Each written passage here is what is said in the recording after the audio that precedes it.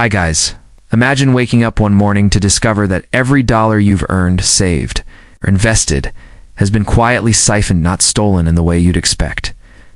Not through theft, not through corruption in the cinematic sense, but through a system so ordinary, so boring on the surface, that most people never question it.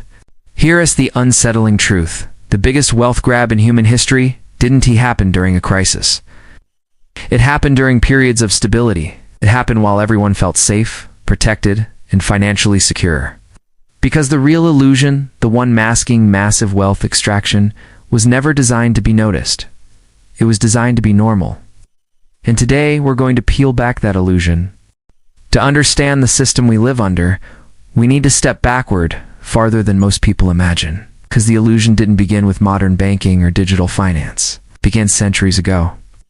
When governments and early bankers realized something powerful, if people believe money is stable, predictable, and backed by something real, they won't look deeper. This is where the illusion starts. Trust. Trust is the foundation of every currency system, yet trust is also the easiest tool to manipulate. Now, the names and the institutions may have changed. Goldsmiths became bankers.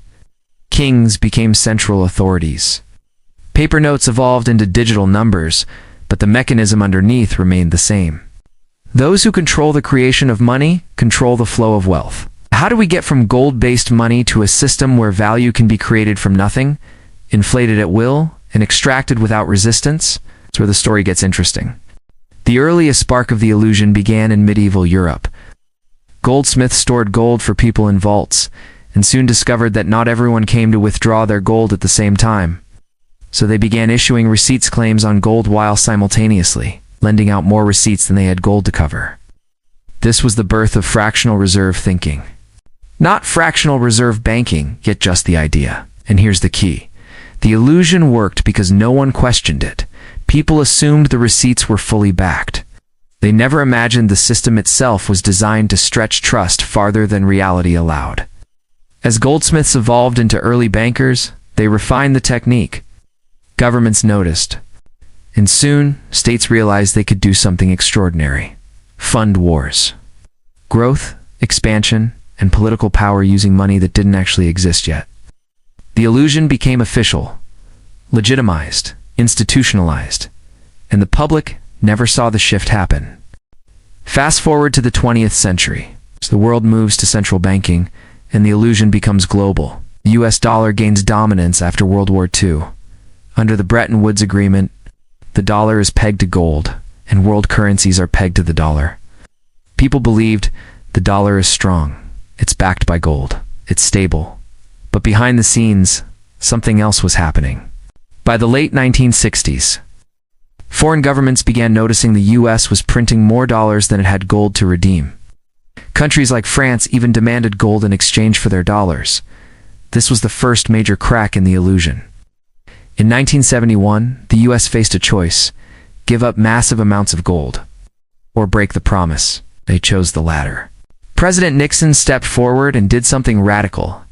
He cut the tie between money and gold. Overnight, the backing vanished. The illusion, instead of collapsing, transformed. Now, money wasn't tied to gold, it was tied to belief. And belief, as it turns out, is even easier to manipulate. Once money detached from gold, nothing restrained its creation. Governments could borrow endlessly. Banks could lend without tangible limits. Debt became the new foundation of money. You don't earn dollars into existence, you borrow them into existence. And this is the moment when wealth extraction scaled into something humanity had never seen before. Each new loan increased the money supply. Each increase devalued existing dollars. The value lost didn't disappear, shifted upward. To those who own assets, to those who control the financial infrastructure, to those who get new money first, before inflation hits. This phenomenon has a name: the Cantillon effect. It's the hidden engine of wealth concentration. It meant one thing. The system no longer rewarded hard work, it rewarded proximity to money creation. By the 1980s, the extraction was accelerating. Every boom and bust cycle transferred more wealth upward. Savings lost value through inflation. Our wages stagnated as productivity soared. Housing became an investment class instead of a necessity. Markets inflated using borrowed money instead of real growth. Governments piled up debts that the public carries silently through currency dilution. And yet, the illusion held strong. Why? Because people weren't taught how the system works. They were taught to trust it. Even today, most people believe rising prices are random, that recessions are unpredictable, that the system is too complex for ordinary understanding. But none of it is accidental, structural. Each cycle just extracts more wealth from the bottom and consolidates it at the top. Throughout history, leaders attempted reforms, gold standards reintroduced, currency pegs established, regulations passed, banking restrictions implemented. But every fix failed for the same reason. You cannot stabilize a system designed to expand exponentially. The illusion isn't a glitch, it's the central feature. Every solution only reset the clock temporarily. Every regulation eventually got watered down, because the real engine, the ability to create money out of promises, was never removed. Now, let's jump to the present. Governments worldwide have printed more money in the last 20 years than in all of recorded history combined. Here's some context. 40% of all existing US dollars were created in just a recent multi-year period. Global debt has crossed $300 trillion. Housing prices have outpaced wages by 10x in some countries. Savings accounts lose value every single year.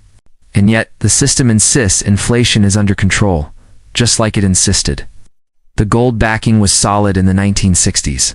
Just like it insisted debts were manageable in the 1980s. Just like it insisted markets were safe before every major crash, the illusion hasn't changed. It has simply become digital, faster and harder to detect. But the pattern is identical.